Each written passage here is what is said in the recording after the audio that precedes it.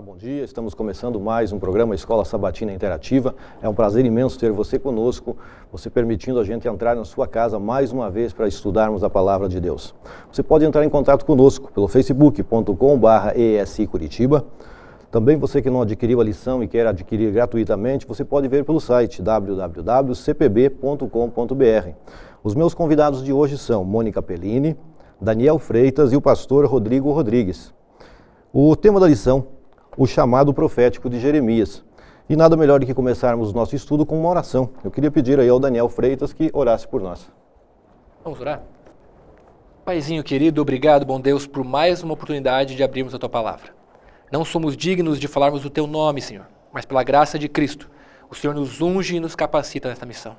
Amém. Obrigado pela oportunidade. Fica conosco neste estudo, em nome de Jesus. Amém. Amém. Bom dia a todos. Que bom estar com vocês aqui mais uma vez para a gente fazer esse programa juntos. Nós estudamos durante 3 meses um assunto sobre missionários. Acho que talvez alguns até vocês tenham participado aqui com a gente com um estudo ou outro. E agora nós estamos começando um novo trimestre dessa lição aqui, que vai falar sobre a vida de Jeremias especificamente. E se você não tem ainda a lição, dá tempo tranquilo de você começar ali com a gente, né? O Sandro já falou uns sites ali, você pode comprá-la ou pegar na internet, pode fazer aquilo que você achar melhor. Antes da gente falar propriamente da lição, eu gostaria só de salientar, que não sei se você reparou, eu estou usando esse lacinho rosa aqui, e todas as mulheres da igreja hoje foram contempladas com esse lacinho aqui, que a gente está falando sobre o mês de outubro especificamente, né? Outubro Rosa, e que fala sobre a prevenção do câncer de mama. Então a gente está fazendo essa campanha aqui na igreja para que toda mulher faça os seus exames periódicos e possa se prevenir dessa doença tão devastadora. Jeremias começa aqui o verso principal da nossa lição, falando de um verso super bonito que está em Jeremias 1:5, que eu gostaria de compartilhá-lo com você. Diz assim: antes que eu te formasse no ventre materno, eu te conheci, e antes que saísses da morte, te consagrei e te constituí profeta às nações. E é uma coisa tão, um alento tão grande para a gente saber que antes da gente ser, na realidade, até concebido pelos nossos pais, Deus já tinha um plano para nós. E aqui ele fala da vida de Jeremias, mas eu tenho plena consciência de que ele tem esse plano para a vida de cada um de nós. E é claro que não é uma predestinação, porque Jeremias ele tinha o poder de escolha, assim como nós temos também. Mas Deus tem um plano especial para cada um de nós. E ele tinha para Jeremias. E é interessante que a lição aqui ela fala que a gente sabe mais sobre a vida de Jeremias do que qualquer outro profeta do Antigo Testamento. Então a gente tem muitos detalhes da vida dele. E a gente vai ver aqui que a vida dele não foi nada fácil, foi difícil. E ele foi uma pessoa muito persistente. E eu gostaria de salientar um trechinho aqui, na primeira parte, que fala sobre, da introdução da lição, que fala assim, ó: contudo, apesar da oposição, Jeremias não pôde ser comprado nem se vendeu. Permaneceu como uma cidade fortificada, uma coluna de ferro e um muro de bronze. Não em sua própria força, mas no poder do Senhor. E às vezes a gente desanima frente às oposições da vida, né? E ele é um exemplo para a gente, porque ele viveu numa época difícil, com pessoas difíceis, e ele persistiu porque ele tinha certeza absoluta de que Deus estava à frente de tudo. E essa é uma das maiores lições para a gente da vida dele, né? E eu gostaria, Daniel, que você começasse a falar aqui, ó, nessa primeira parte especificamente, sobre os profetas. Joia.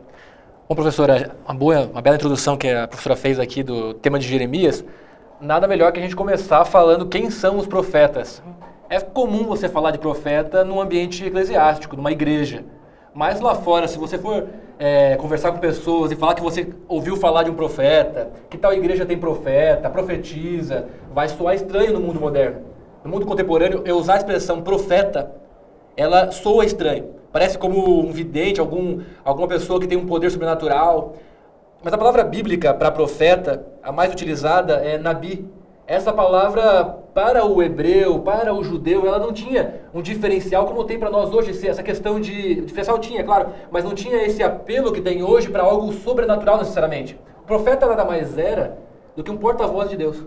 Alguém que falava uma mensagem de Deus para as pessoas que estavam naquele contexto. Então perceba que o profeta em si não necessariamente tem algo sobrenatural associado com ele. Ele porta uma mensagem de Deus. Nós somos profetas, quando portamos mensagens de Deus.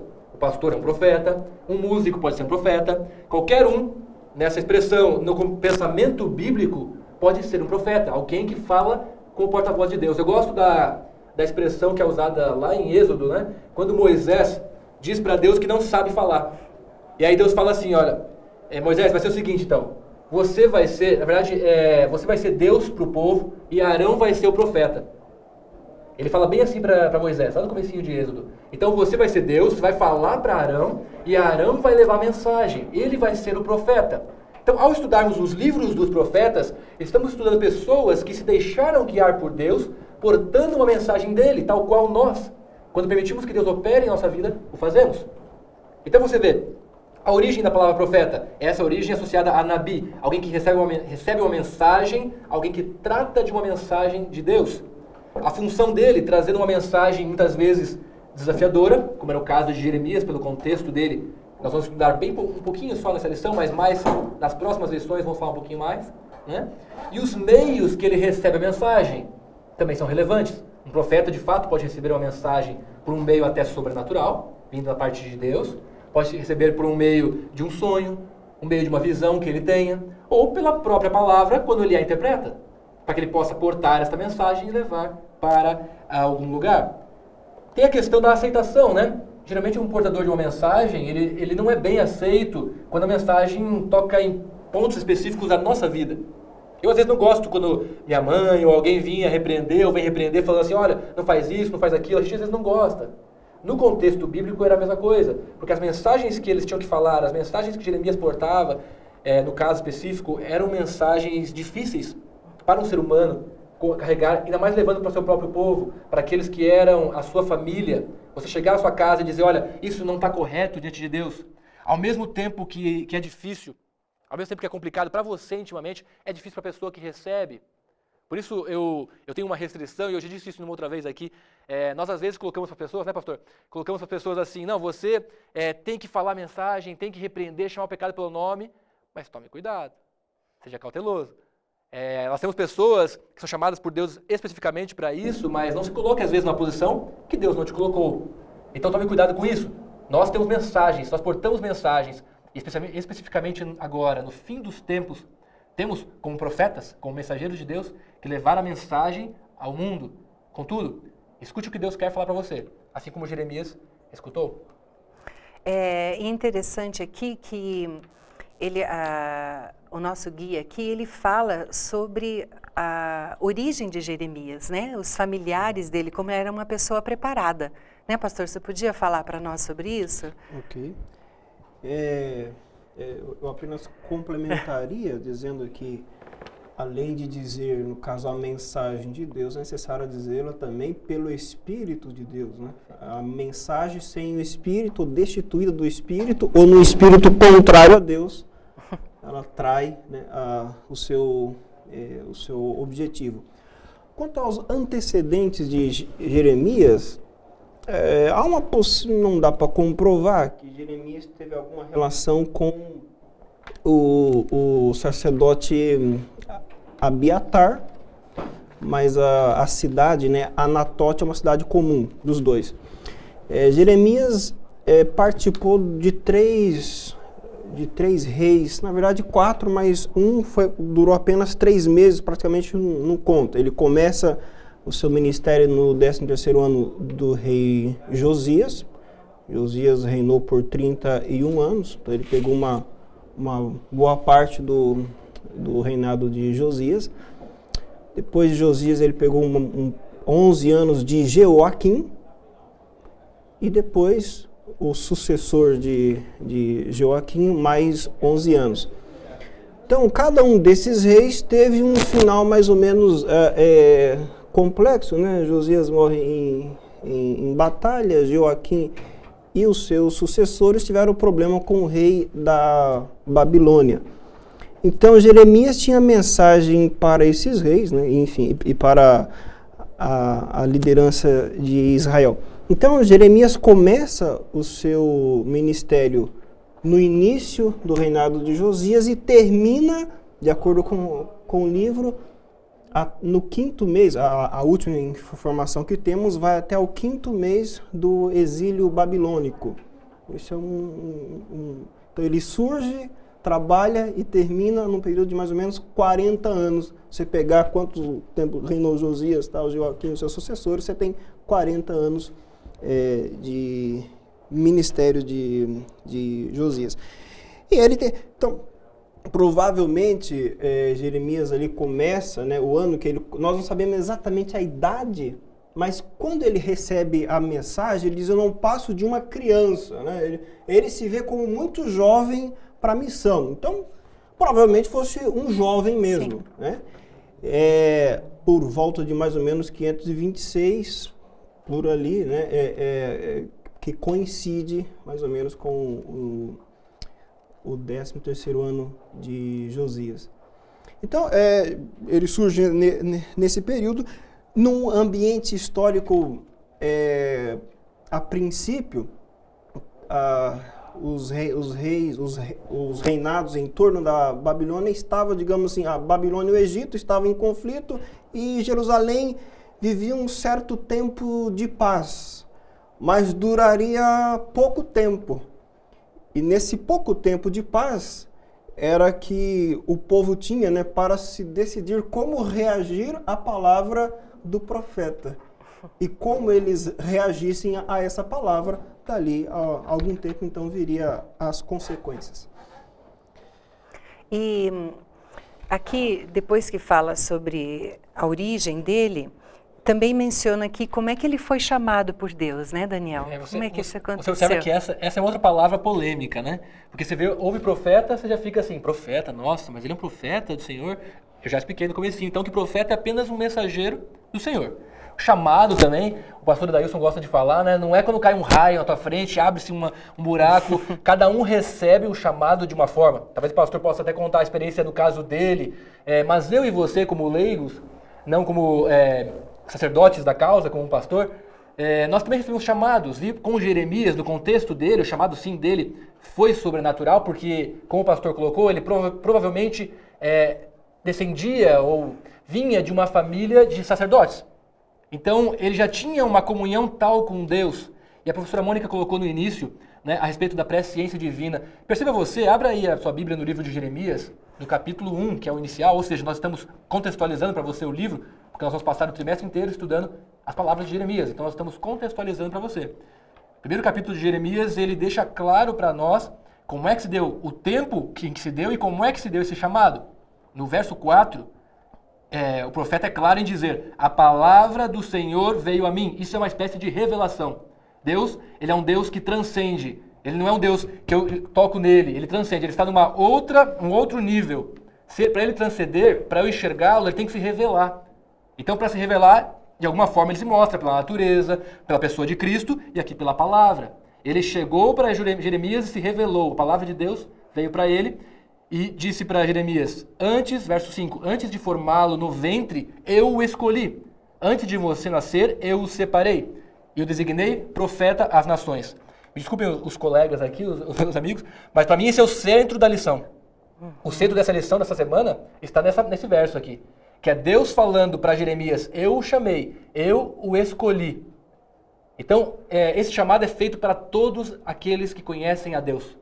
No mundo em que vivemos, em que estamos separados de Deus pelo pecado, Deus chama todo aquele que entra em contato com Ele para que revele algum aspecto do caráter de Deus, alguma mensagem de Deus. Algumas vezes é um chamado sobrenatural, isso quem vai dizer é você, o Espírito Santo, é a sua vida, são vários fatores que vão dizer isso. Ou às vezes ele é na sua profissão, aonde você está, no seu trabalho, eu como advogado, alguém como músico, um professor, alguém que esteja na sua função, representando o nome de Cristo onde está. Aqui houve um chamado, quando Deus diz assim, antes de formá-lo eu o escolhi, porque Deus escolheu a cada um de nós, mas cabe a nós aceitarmos isso ou não. Eu acho tolice você pensar que aqui existe predestinação. Desculpem quem pensa assim, mas não está falando de predestinar, está falando assim da vontade de Deus de que todos façam parte deste povo e desta mensagem plena, íntegra, completa. Deus quer isso. Às vezes a gente cai da fé, mas Deus nos restaura. Deus nos chama, a gente desvia, mas Ele está com a gente e chama de novo. Então Deus quer que todos portem, porque Ele diz para mim assim, Daniel, Mônica, Rodrigo, eu o chamei no ventre da sua mãe. Eu quero que você tenha uma missão. E aqui vem a resposta de Jeremias, que eu acho adequada, porque representa o que nós, seres humanos, somos, falhos, pecadores. Porque ele é humilde o suficiente para dizer assim, Senhor, eu sou apenas um jovem. Olha o que ele diz ali no verso 6. Ah, soberano Senhor, eu não sei falar, eu sou ainda muito jovem. Quantas vezes nós negamos, né? Nós temos receio. E é isso que Deus quer, que nós reconheçamos nossas limitações para que Ele possa atuar em nós e através de nós. Isso é humildade. É um sinal de que nós não temos capacidade, mas que Deus pode nos capacitar. Isso é sinceridade com Deus. Deus quer pessoas sinceras. Quando Isaías tem um encontro com Deus, acontece a mesma coisa. Isaías é chacoalhado e ele fala, Senhor, eu sou uma pessoa impura no meio de um povo de lábios impuros. E aí Deus vem e fala assim, filho, não estou preocupado com isso não. Eu quero você. Olha aqui, ó, vou tocar em você, a minha graça, como diz Paulo, né, te basta. Eu vou tocar nos seus lábios, eu vou tocar em você. E esse chamado que Deus faz para nós hoje, Ele diz assim, filho, independente de onde você está, independente da tua condição, eu estou te chamando para uma mensagem específica, para um tempo específico. Talvez seja na sua casa, no seu trabalho, além mar, qualquer lugar que você for chamado, mas Deus está te chamando. Esse chamado que Deus tem para nós. E já pegando... Pois não. Só interrompendo aqui, o Cláudio Cruz aqui, ele enviou uma pergunta aí para nós. Ele diz assim, embora Jeremias poderia ter se negado a aceitar ser o chamado de Deus, que vantagem ou benefício ele viu em aceitá-la? Pergunta para... Você quer falar? Eu falei bastante. É curioso porque é o seguinte, existe há uma necessidade daquele que é chamado compartilhar os interesses daquele que o chamou. Mas sendo superior, né? Mas não simplesmente por ser superior, mas por compreender, por partilhar a causa. Nenhum discípulo teria seguido Cristo se eles não compartilhassem da causa de Cristo, principalmente depois que eles tiveram uma compreensão muito clara de qual era a verdadeira natureza da missão de Cristo. Se não compartilhar, fortalece se não a própria tomar fé, né? para si isso, essa missão, então, o motivo pelo qual Jeremias aceita o chamado, apesar de poder rejeitar, em minha opinião, esse partilhar. Ele conseguiu olhar o seu povo, a situação de Jerusalém, dos líderes, do rei, etc., da perspectiva divina. Então, ou seja, a causa de Deus passou a ser causa dele. Sim. Então, eu entendo que essa é uma das principais motivações. Eu queria tocar no ponto da questão do, apenas dentro do que ele já comentou, da questão do chamado, as formas, né? Você tem chamados diretos, como esse, né? Ó, eu te chamei, se eu não tinha nascido ainda, eu te chamei, é você, pronto. Assim Deus chamou Moisés e tal. Mas você tem alguns chamados que são indiretos. É o caso, por exemplo, dos construtores do templo. Deus não falou com eles, falou para Moisés, Moisés passou a mensagem para eles. Ó, Deus chamou vocês, botou o Espírito para vocês fazerem. E você tem os chamados que são por eleição. Os 70 anciãos que dividiram a carga com Moisés, não foi Deus quem nomeou e nem Moisés, mas foi o povo todo. Uhum. Então, a congregação escolheu 70. E eles, ao serem escolhidos, receberam o Espírito Santo como selo da aprovação divina. Ou seja, foram chamados do mesmo jeito. Sim. Apesar da forma variar, direta, indireta, ou por escolha da igreja, mas para Deus tudo é chamado, desde que se partilhe. Né? Só para complementar, se me permite, eu acho que tem que ficar claro também na mente de quem está escutando, na nossa mente, é que todo aquele que entra em contato com Deus é chamado. Todo aquele que entra em contato, ele é chamado para alguma coisa. De maneiras diferentes, De maneiras diferentes, mas ele é chamado. E o segundo ponto é que exige-se uma aquiescência, uma concordância mental. Como o pastor bem colocou para Jeremias. Ele podia rejeitar? Claro que podia. Mas a gente viu pela palavra que ele não rejeitou. É como eu me perguntei na época da lição de Jonas. Jonas podia recusar o chamado, ele recusou, ele saiu para o outro lado, mas Deus insistiu. E eu gostei de uma explicação que foi dada no Lições da Bíblia, acho que foi, ou foi num programa desse do Novo Tempo, que eles falaram assim, ó, por que Jonas rejeitou e Deus insistiu com ele? Ou como Moisés, por exemplo, Moisés rejeitou e dizem isso bem claro, né? O Senhor se irritou quando ele recusou, o Senhor se irritou, né? Tem pessoas, eu gostei quando falaram isso nesse programa, da Novo Tempo, tem pessoas que têm tal intimidade com Deus, que assim como eu tenho intimidade para falar para ele as coisas, ele tem intimidade para impedir as coisas. Então, eu gostei dessa visão até antropológica, né? Porque você lida com Deus, assim como Isaías. Isaías foi lidar com Deus, Deus falou assim, olha, vinde, vamos conversar, vamos sentar, vamos conversar. E certas pessoas na Bíblia, como Abacuque, outros profetas, têm desculpa a expressão jovem, né, que se usa, um papo reto. Tem um papo reto com Deus. Senhor, eu não quero isso, eu não gostei disso. E Deus também faz isso. Moisés, eu não estou entendendo o que você está falando, eu vou te guiar, eu vou pôr as palavras. Jeremias, você é jovem, não sabe falar, mas eu vou te ajudar, meu amigo. Jonas, cara, vem aqui, eu já te chamei, você tem intimidade comigo, vamos lá, eu vou te ajudar. Então, Deus tem essa maneira de lidar também que é humana, e eu concordo com isso. As pessoas podem recusar, claro que muitas vezes vão se rebelar, e Deus vai enxergar o coração da pessoa, para saber até que ponto a mensagem vai ser útil por ele, ou não vai ser. Então, o chamado é para todos, a pessoa pode recusar sim, e Deus também tem liberdade, de acordo com a sua liberdade com Deus também, eu diria, nesse nível. Pastor Rodrigo, eu gostaria que você falasse um pouquinho mais para os nossos tempos, porque eu vejo assim, como o próprio Daniel falou, muitas pessoas foram relutantes ao chamado de Deus. E muitas vezes dentro da própria igreja a gente também não se sente capacitado para alguns chamados de Deus. E é interessante que às vezes a gente olha uma pessoa que aos olhos humanos é muito mais preparada. Mas talvez Deus veja uma autossuficiência naquela pessoa que não interessa para ele, porque a pessoa não se coloca nas mãos de Deus. Então, eu gostaria que você falasse um pouco disso, porque humanamente, eu acho que quanto mais ligado a gente está com Deus, menos capacitado a gente se sente. Não é verdade? Tanto ligado com Deus como ciente da grandeza da missão. Quando você olha o tamanho da missão, olha para você... aí em sã consciência a relutância, então é muito natural, é um sintoma de que você está saudável. Agora, um ponto curioso é que você tem Moisés relutando, Jeremias relutando, Isaías, né? Eu mesmo sou impuro, disse Isaías, as pessoas são impuras, eu estou todo impuro, eu estou vendo Deus, quer dizer, o máximo que vai acontecer aqui é eu morrer, né? Não tem nenhuma... Então, agora, eu queria destacar Moisés, porque as desculpas que Moisés deu, elas chamam a atenção. A primeira, ele diz, o povo não vai crer.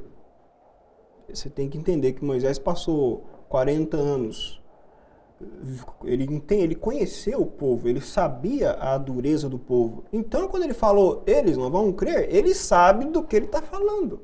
Ele conhece muito bem a realidade, né? Depois Moisés disse, olha, é o seguinte, eu sou pesado de língua, tá? Ou seja, agora ele apelou para suas próprias incapacidades, né? Ele tinha não apenas conhecia o povo a quem se destinava a missão, mas ele conhecia a si mesmo, né? Tinha um senso aí psicológico, né? Ele foi no psicanalista e fez uma autoanálise. Se autoconheceu, falou, não, né? Eu sou... né? E em terceiro lugar, ele fala, envia quem o senhor tem que enviar. O que ele está querendo dizer com isso?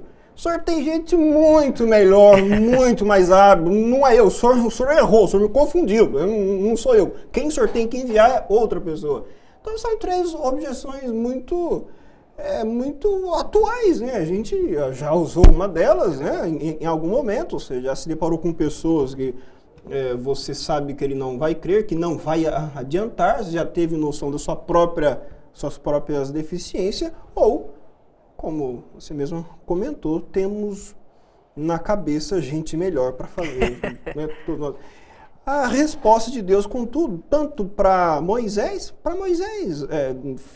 finalmente, ali você pode ver a questão do... Quando Moisés parou de fazer objeção e se submeteu a uma coisa até curiosa, no capítulo 3 de Êxodo é dito que Moisés carregava na mão o seu bordão, depois que ele se silencia, se submete e vai, diz o texto, e Moisés carregava na mão o bordão do Senhor. Ou seja, não é mais Moisés que usa aquele bordão. Agora era quem ia usar aquele bordão que fazia toda a diferença. Então, antes de tudo é isso, né? Não é quem usa, não são as habilidades que você tem, mas quem vai usar as habilidades que você tem. Esse é o segredo do poder.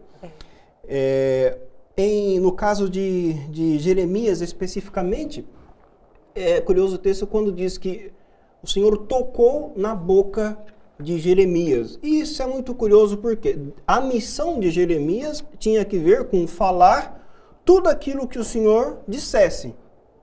Essa é a missão. E quando Deus tocou na boca de Jeremias, diz o texto, então, Deus fala, eu coloquei na tua boca as minhas palavras. Então, a missão dele era falar aquilo que Deus mandava, e Deus colocou na boca dele as suas próprias palavras. Ou seja, ele foi capacitado. O que ele tinha que falar, Deus já deu. Ele só tinha que entregar. Então é isso, né? Ou seja, Deus disse para Paulo, o meu poder se aperfeiçoa na fraqueza.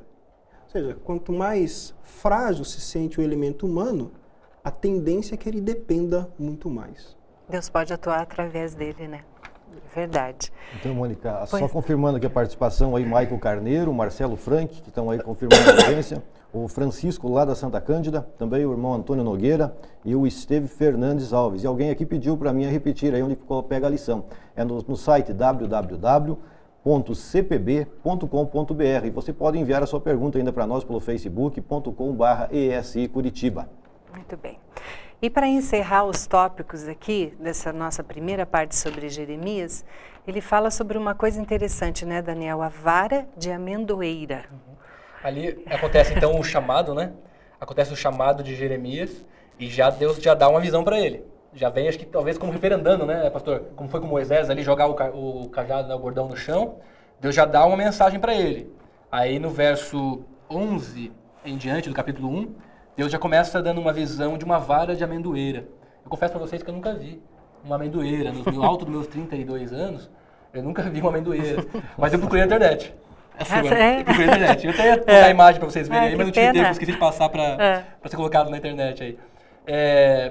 Na verdade, não tem nada demais. O que tem por trás é o símbolo, obviamente, né? A vara de amendoeira ela é grande e quando está na época da florescência dela, possivelmente na primavera, não sou um botânico, um agrônomo para saber, mas na época da florescência dela, ela prevê algo, né, que está para acontecer. Ela prevê algo. Então Deus está falando o seguinte, duas coisas importantes. Ali há um jogo de palavras em hebraico, né, entre vara de amendoeira e vigiar. Obviamente em português não quer dizer nada, mas em hebraico quer dizer alguma coisa, porque é um jogo de palavras que Deus usa poeticamente. A mesma raiz. A mesma raiz da palavra, né?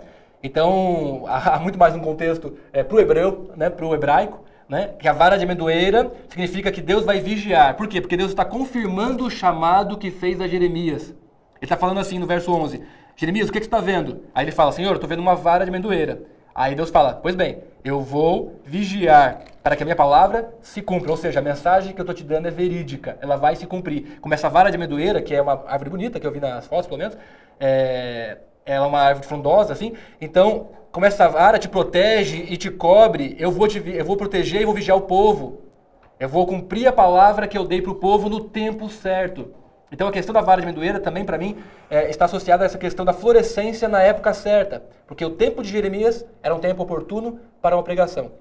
E também tem uma segunda visão que é tida nesse contexto, que eu acho muito mais fácil de enxergar do que a vara de amendoeira. Deixa eu só botar um ponto nessa... esse ponto de que, enquanto a amendoeira floresce, há uma expectativa pelo fruto. Sim. Então, nesse sentido, você tem as atenções voltadas para essa árvore, para você, né, colher o fruto. Então, as palavras de Jeremias eram como as flores, né, da amendoeira. E o fruto... Ele seria certo. Se era fruto ruim ou bom, se ia matar o povo ou plantar o povo, né? E estabelecer o povo, iria depender. Mas Deus estava atento à reação do povo. Então, ele ia vigiar o povo. Então, está aqui lançada, digamos assim, as palavras, e dependendo a reação do povo, a consequência seria certa. Deus estava garantindo, eu garanto o fruto. Né? Só para puxar dentro do que você está falando, pastor, a gente tem pouco tempo, né? Só para a gente puxar ali, antes do verso 11, antes dessa visão, Deus fala para Jeremias o seguinte: eu hoje te dou autoridade sobre as nações e reinos para arrancar, despedaçar, arruinar, destruir, mas também para edificar e plantar. Eu acho que a visão da amendoeira está associada também a essa questão do plantar, do arrancar, do florescer, que são atribuições da missão de Jeremias. Mas para mim, duas coisas importantes disso é a questão de Deus vigiar que a palavra se cumpra e a questão da confirmação do chamado. E a última visão que ele tem, que é da panela, pastor, pode falar sobre isso? Panela do fogo.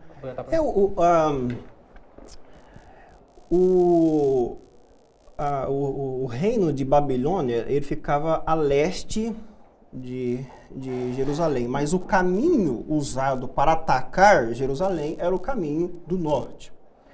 Então a panela está no fogo e ela, a direção da panela é como se ela tivesse o bico, né, que derrama água fervendo, viesse da direção do norte. A visão é essa. Por quê? Porque Deus iria punir o povo caso rejeitassem as palavras, como de fato rejeitou e como de fato foi punido. Então, o instrumento de Deus para punir o povo era as nações ao redor. A principal delas, o reino de Babilônia. Tanto que Nabucodonosor invadiu 3 vezes Jerusalém, e a terceira ele arrasou, né? Ele derrubou muro, templo, tal, matou o rei, né? Enfim.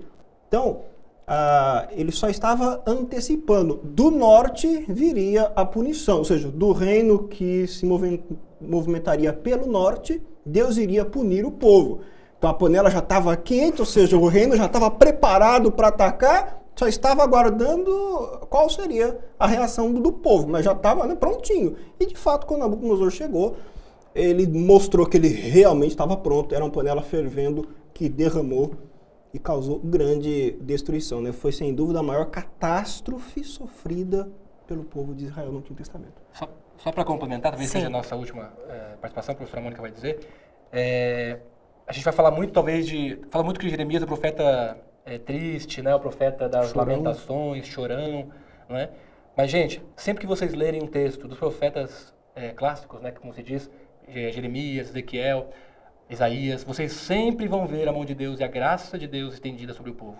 Vocês sempre vão ver que ele vai dar a promessa, que ele vai dizer que vai ter um renovo, que vai ter um remanescente que vai se salvar, e que a punição tem um porquê. Deus não é um Deus ditador, um Deus déspota que vai atingir e destruir o povo. Ele fala da destruição, mas repare você, a visão que o pastor comentou agora está nos versos 13 e 14. Mas quando ele fala do que vai acontecer com o povo, logo ali no verso 16, ele já fala por que ele vai fazer isso. Pronunciarei a minha sentença, por quê? Porque me abandonaram, queimaram incenso a outros deuses e adoraram deuses que as suas mãos fizeram. Então Deus dá o porquê daquilo estar acontecendo, que é o distanciamento dos planos de Deus. É a maneira como ele se comunicava naquele contexto. Então a graça de Deus é vista a todo o tempo, em todas as mensagens que ele comunica a seu povo. Exatamente. Pastor, alguma palavra final? Olha, eu diria que a nossa missão ela é semelhante a de Jeremias em alguns aspectos. Primeiro, também temos que falar aquilo que Deus manda, nada mais e nada menos. Segundo, temos que ir aonde Deus nos enviar, a quem Ele nos enviar. A Jeremias ele enviou aos sacerdotes, aos reis, aos profetas, mas nós Ele pode enviar aí a quem estiver no nosso contexto.